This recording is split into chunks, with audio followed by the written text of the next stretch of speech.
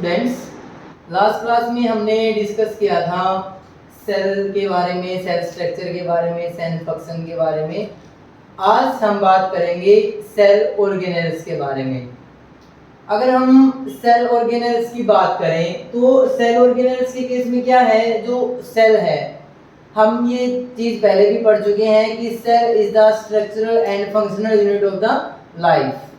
तो अगर हम सेल के केस में देखें तो ह्यूमन बॉडी या किसी भी हम लिविंग ऑर्गेनिज्म की बॉडी की बात करते हैं तो सेल को बहुत सारे डिफरेंट फंक्शंस परफॉर्म करने पड़ते हैं और इन डिफरेंट फंक्शंस को परफॉर्म करने के लिए सेल के अंदर अलग कंपार्टमेंट्स हैं, कुछ अलग स्पेसिफिक रीजन्स हैं, कंपार्टमेंट्स हैं जिनको कि हम बोलते हैं सेल ऑर्गेनेल्स। और ये सेल ऑर्गेनेल्स, मान लो ये हम किसी एनिमल सेल की अगर हम बात करें तो एनिमल सेल के स्ट्रक्चर के केस में अगर हम देखें, ये जो लेयर है, आउटर मोस्ट लेयर है जो प्लाज्मा मेम्ब्रेन जिसने सेल कंटेंट को कवर कर रखा है, ये हमारा साइटोप्लाज्म है। साइटोप्लाज्म हमने लास्ट क्लास में भी डिस्कस किया था कि द लिक्विड और fluid content present inside the cell.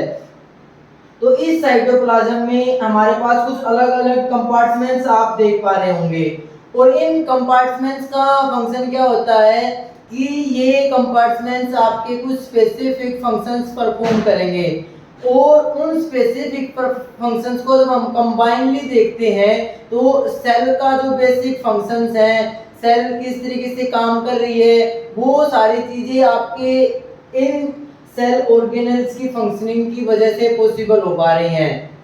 तो अगर हम सेल ऑर्गेनेल्स की बात कर रहे हैं तो सेल ऑर्गेनेल्स क्या हैं, कुछ specific compartments present inside the cell which performs specific functions. अब अगर हम उन ऑर्गेनेल्स की बात करें तो सबसे पहले हम बात करेंगे न्यूक्लियस के बारे में। अगर हम न्यूक्लियस की बात करते हैं तो न्यूक्लियस के केस में क्या है, सेंटर में, ऑलमोस्ट सेंटर में आपको एक स्ट्रक्चर देखने को मिलता है जिसको कि हम बोलते हैं nucleus.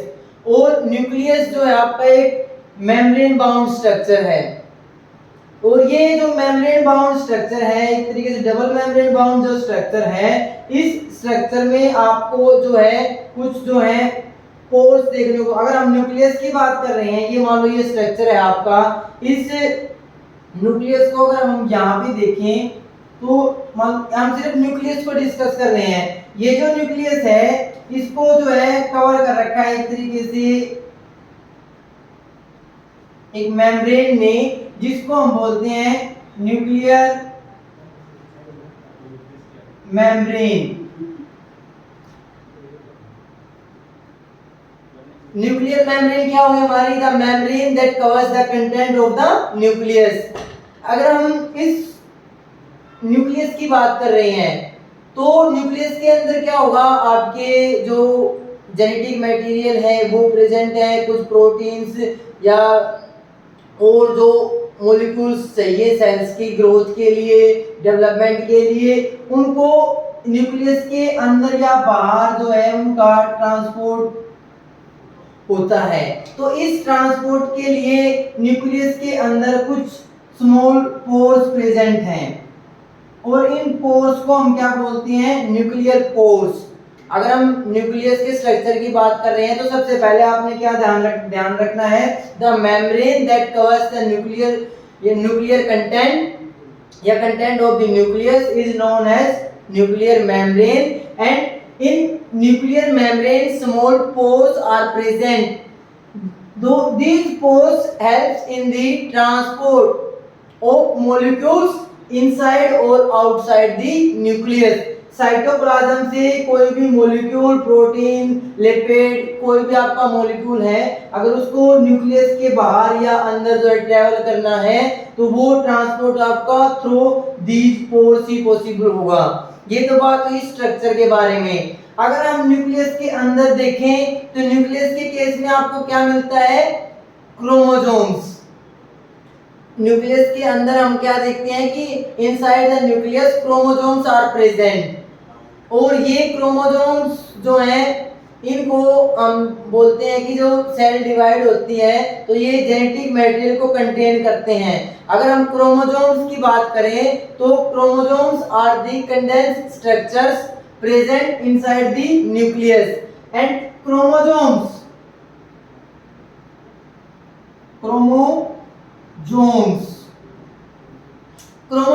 are made up of DNA plus protein.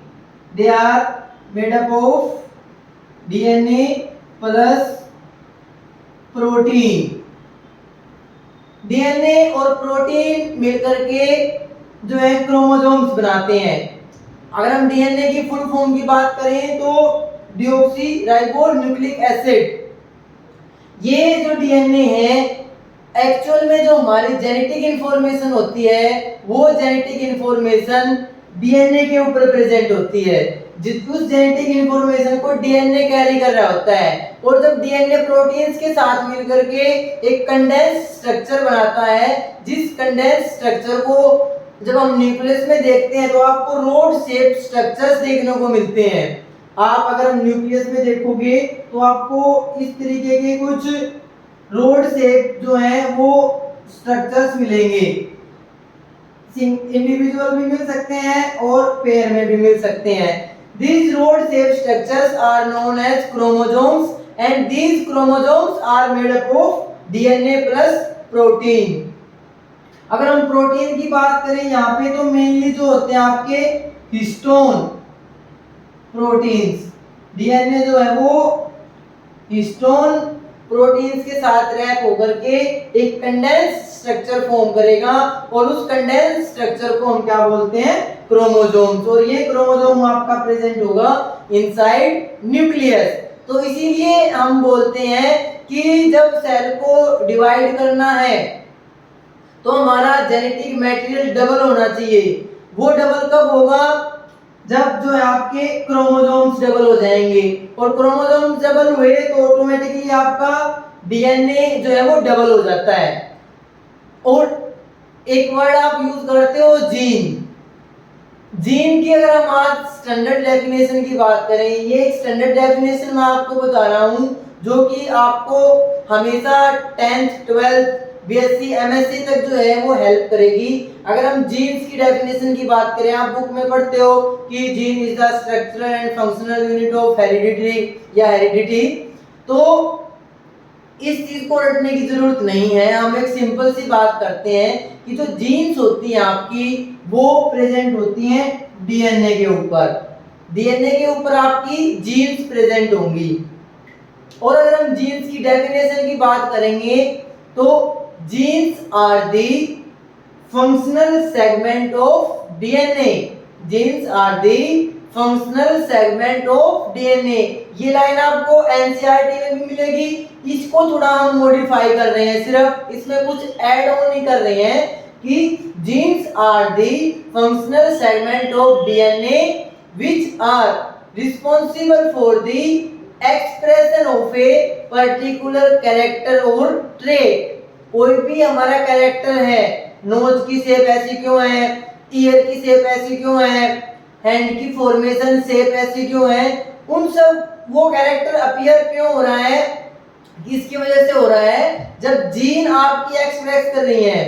तो वो जीन्स क्या हुई, डीएनए का वो फंक्शनल सेगमेंट है जो किसी भी कैरेक्टर या ट्रेट की अपीयरेंस के लिए, उसके एक्सप्रेशन के लिए जो है वो जरूरी है। वो जब फंक्शन करेगा वो सेगमेंट, तभी हमारा पर्टिकुलर कैरेक्टर जो है वो अपीयर होगा। आगे आप हायर क्लासेस में पढ़ेंगे कि कैसे जीन्स, डीएनए, डीएनए से आरएनए बनेगा, आरएनए से जो है ट्रांसलेशन के थ्रू जो है प्रोटीन्स बनते हैं और वो प्रोटीन्स किसी भी पर्टिकुलर कैरेक्टर के अपीयरेंस के लिए जरूरी होते हैं। तो ये बात हुई हमारी डीएनए के बारे में, क्रोमोसोम्स के बारे में, न्यूक्लियस के बारे में। अगर हम न्यूक्लियस के फंक्शन की बात करें, जो सबसे मेन फंक्शन है, nucleus play a important role in cellular reproduction. अगर हम डीएनए की बात करें तो डीएनए का जो मेन रोल है हमारा वो किस में है, सेलुलर रिप्रोडक्शन में। DNA plays an important role in case of cellular reproduction. Cellular reproduction के केस में क्या मिलेगा आपको कि जब सेल्स डिवाइड होती हैं तो हमारा जो न्यूक्लियर कंटेंट है वो डिवाइड होगा। जब तक सेल जो है डिवाइड नहीं होती, डिवीजन से पहले जब सेल अर्ली स्टेज में होती है तो आपको क्रोमोसोम्स की बजाय न्यूक्लियस के अंदर क्रोमैटिन्स देखने को मिलती हैं। क्रोमैटिन्स क्या है? लेस कंडेंस स्ट्रक्चर है। मान लो हमारे पास जो है कोई बहुत लंबी वायर या धागे टाइप से है, फॉर एग्जांपल अगर हम बात करें कि इस तरीके का स्ट्रक्चर है, तो मान लो इस तरीके का अगर आपको स्ट्रक्चर देखने को मिले, वो कब होगा? जब जो है सेल जो है अर्ली स्टेज पे है, डिवीजन नहीं हो रहा है। जब सेल्स डिवाइड कर रही होती हैं, जब डिवीजन की बात आती है तो ये क्रोमैटिन जो है कंडेंस होकर के ऐसे जो है कंडेंस स्ट्रक्चर्स फॉर्म कर देते हैं। तो चीज वही है, कंटेंट वही है, सिर्फ क्या हुआ है जो एक लॉन्ग स्ट्रक्चर था उसने कंडेंस होकर के एक जो है थिक स्ट्रक्चर बना दिया है, कंडेंस फॉर्म में कन्वर्ट हो गए हैं। तो उस कंडेंस स्ट्रक्चर्स को हम क्रोमोसोम्स बोलते हैं, और जो आपका लेस कंडेंस स्ट्रक्चर होगा उसको हम जो है क्रोमैटिन बोलेंगे।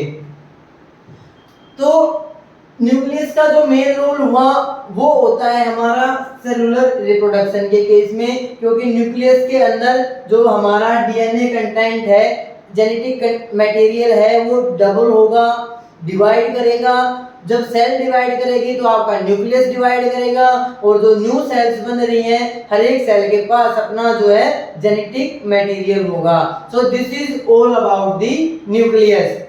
तो न्यूक्लियर मेम्ब्रेन, न्यूक्लियस के अंदर जो कंटेंट प्रेजेंट है, न्यूक्लियोप्लाज्म, लास्ट क्लास में भी हमने बात की थी कि द लिक्विड और fluid content present inside the nucleus is known as nucleoplasm, and the membrane that covers the nuclear content या content of the nucleus is known as nuclear membrane, and for transport of molecules inside or outside the nucleus there are small pores are present which are known as nuclear pores. So this is all about the nucleus.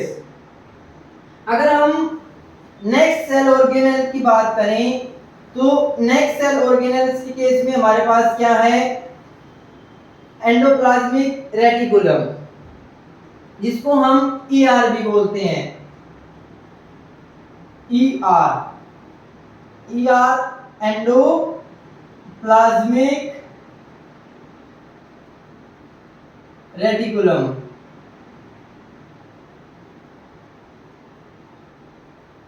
तो अगर हम ER की बात करें तो ER के case में क्या है? आपको क्या मिलेंगे? प्लाज्मा मेम्ब्रेन के साथ अटैच, पास में अटैच कुछ ट्यूब लाइक स्ट्रक्चर्स मिलते हैं। ईआर्स क्या होंगे? जो हमारी प्लाज्मा मेम्ब्रेन है उसके पास आपको कुछ जो है ट्यूब लाइक स्ट्रक्चर्स मिलेंगे। वो ट्यूब लाइक स्ट्रक्चर्स जिनको हम बोलते हैं एंडोप्लाज्मिक रेटिकुलम। अगर हम एंडोप्लाज्मिक रेटिकुलम की बात करें तो एंडोप्लाज्मिक रेटिकुलम के केस में भी आपको दो टाइप के मिलेंगे, आरईआर और एसईआर। आरईआर की अगर हम बात करें तो rough endoplasmic reticulum, rough endoplasmic reticulum. और अगर हम एसईआर की बात करें तो स्मूथ एंडोप्लाज्मिक रेटिकुलम। तो रफ और स्मूथ एंडोप्लाज्मिक रेटिकुलम जो है, आपको एंडोप्लाज्मिक रेटिकुलम के दो टाइप्स मिलते हैं, rough endoplasmic reticulum and smooth endoplasmic reticulum. और ये हैं क्या?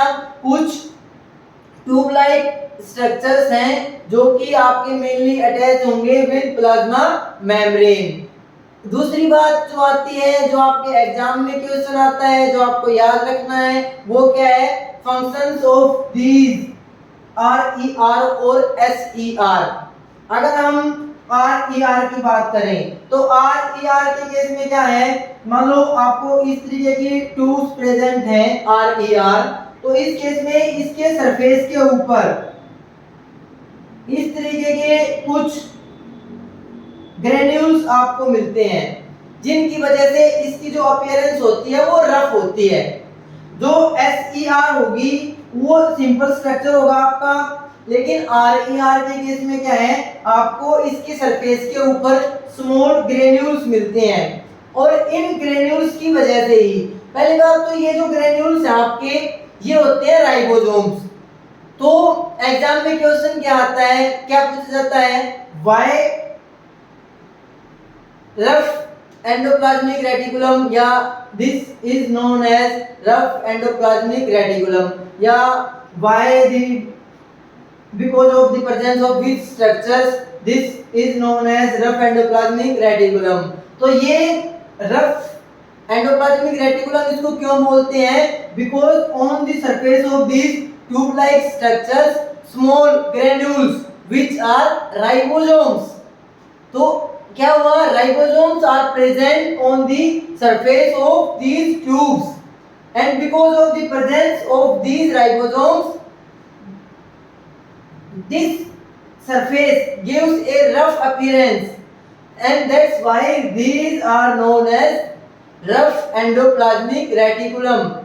This type of endoplasmic reticulum is known as rough endoplasmic reticulum because of the presence of the ribosomes on their surface। अब ribosomes अगर प्रेजेंट है तो राइबोसोम्स का higher classes में रोल देखोगे, they play an important role in protein synthesis. Protein को बनाने के लिए जो इनका रोल है, तो यहाँ पे फंक्शन भी यही हुआ। अगर हम एंडोप्लाज्मिक रेटिकुलम के फंक्शन की बात करते हैं तो एंडोप्लाज्मिक रेटिकुलम क्या है आपका, किस चीज में हेल्प करता है, endoplasmic reticulum helps in the protein synthesis. तो दो चीजें आपको याद रखनी है एंडोप्लाज्मिक रेटिकुलम के बारे में कि it is why it is known as rough endoplasmic reticulum because on the surface of endoplasmic reticulum or tube like structures small granules which are ribosomes are present, that's why these are known as rough endoplasmic reticulum and the function of this rough endoplasmic reticulum is to protein synthesis। RER helps in the protein synthesis। Now smooth endoplasmic reticulum। Smooth endoplasmic reticulum के case में आपको इस तरीके के कोई granules surface के ऊपर नहीं मिलते, जिसकी वजह से इसकी जो अपीयरेंस होती है आपकी वो बिल्कुल स्मूथ होगी। कोई ग्रेन्यूल्स कोई स्ट्रक्चर इस तरीके का प्रेजेंट नहीं है, इसीलिए ये जो है एक स्मूथ अपीयरेंस देते हैं। और अगर हम इसके फंक्शन की बात करें अगर, तो इसका जो फंक्शन है, यहाँ पे आपने बात की प्रोटीन सिंथेसिस,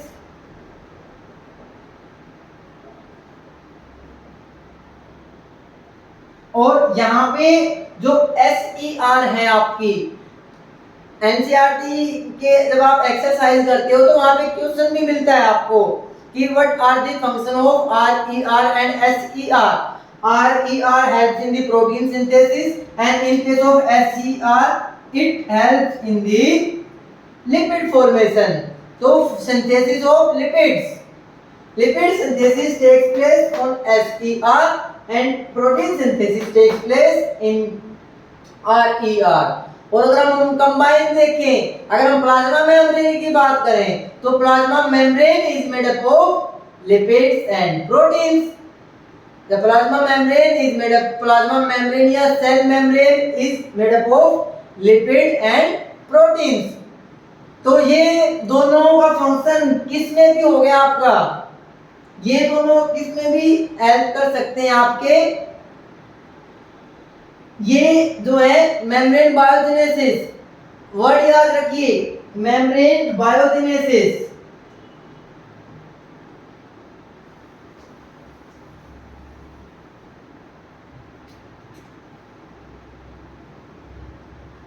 एक नंबर में क्वेश्चन आपका बन सकता है मेम्ब्रेन बायोजेनेसिस क्या होता है। मेम्ब्रेन बायोजेनेसिस, मेम्ब्रेन या सेल मेम्ब्रेन या प्लाज्मा मेम्ब्रेन की फॉर्मेशन, और वो किससे हो रही है, जो RER और SER ने प्रोटीन और लिपिड्स बनवाए हैं। तो हम सिंपली ये भी बोल सकते हैं कि endoplasmic reticulums play an important role in membrane biogenesis, क्योंकि अगर वहां से लिपिड्स और प्रोटीन्स नहीं बनेंगे तो मेम्ब्रेन का स्ट्रक्चर भी जो है डिस्टर्ब हो सकता है। तो मेम्ब्रेन बायोजेनेसिस क्या है? It is the process of formation of cell membrane या प्लाज्मा मेम्ब्रेन। और मेम्ब्रेन बायोजेनेसिस में रोल प्ले किसका हो रहा है? रफ एंडोप्लाज्मिक रेटिकुलम और स्मूथ एंडोप्लाज्मिक रेटिकुलम का, क्योंकि ये दोनों ही आपके प्रोटीन्स और लिपिड्स की फॉर्मेशन करा रहे हैं। So this is about the endoplasmic reticulum. उसके बाद अगर हम नेक्स्ट सेल ऑर्गेनेल की बात करें, नेक्स्ट सेल ऑर्गेनेल है आपका गोल्गी बॉडी या गोल्गी एपरेटस भी बोल देते हैं। गोल्गी बॉडी या जो है गोल्गी एपरेटस।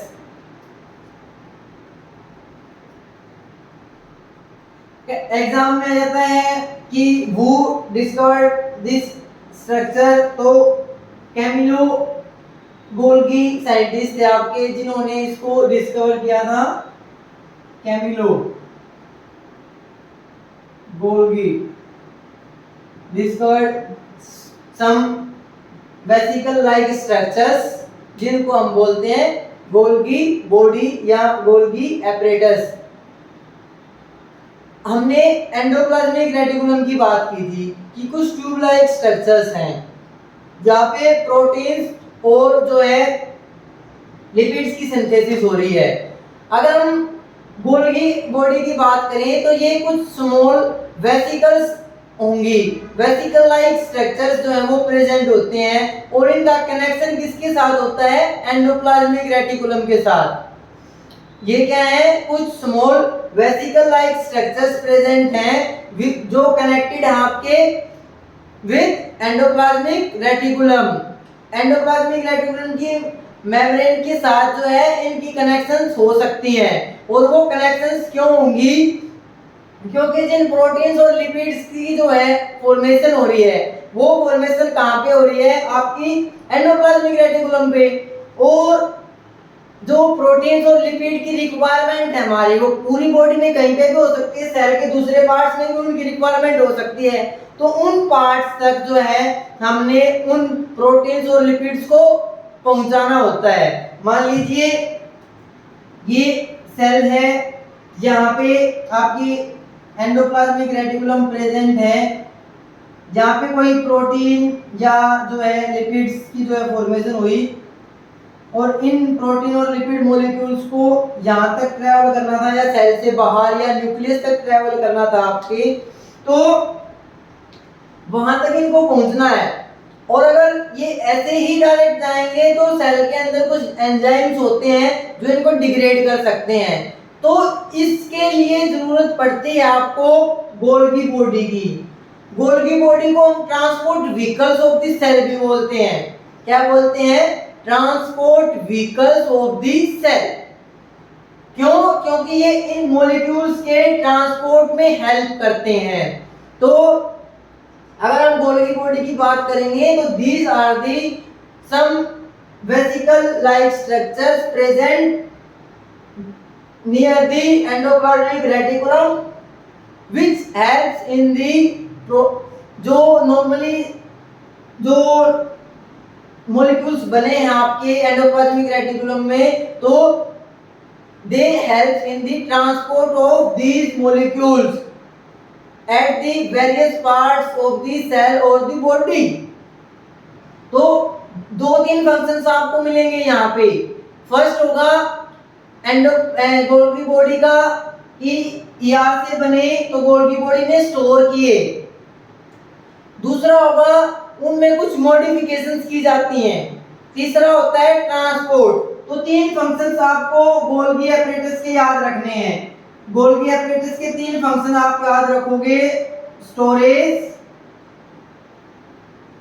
मॉडिफिकेशन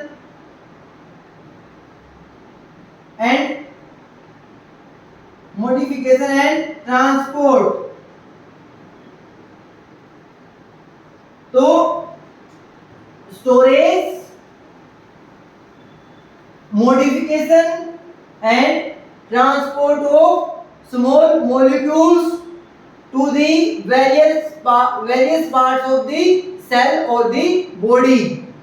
तो गोल्गी एपरेटस का आपने फंक्शन देखा कि ये जो है मॉलिक्यूल्स के स्टोरेज उनको मॉडिफाई करने और उनको स्मॉल सब्सटेंसेस में पैक करके पैकेजिंग भी कराते हैं। गोल्गी एपरेटस में पैकेजिंग भी होती है। मॉडिफिकेशन में हम पैकेजिंग को मेनली देखते हैं। तो स्टोर किया, पैकेजिंग करी, जो मॉडिफिकेशन की और उसके बाद ट्रांसपोर्ट करेंगे एट वेरियस प्लेसेस। तो ये है। दूसरा एक और फंक्शन है, वो है डिटॉक्सिफिकेशन ऑफ वेरियस पॉइजनस और अदर सब्सटेंसेस। ड्रग्स की डिटॉक्सिफिकेशन में भी जो है ये हेल्प करती हैं। SER का मेन रोल उसमें आता है डिटॉक्सिफिकेशन में, और detoxification of drugs and various poisonous substances में SER स्मूथ एंडोप्लाज्मिक रेटिकुलम का रोल आपको देखने को मिलेगा। गोल्गी बॉडी के सिर्फ हम 3 ही फंक्शंस याद रखेंगे, storage, modification which includes packaging and third is transport. तो this is about the Golgi body और एपरेटस। तो अभी तक हमने जो है बात की न्यूक्लियस के बारे में, एंडोप्लाज्मिक रेटिकुलम के बारे में, गोल्गी एपरेटस के बारे में।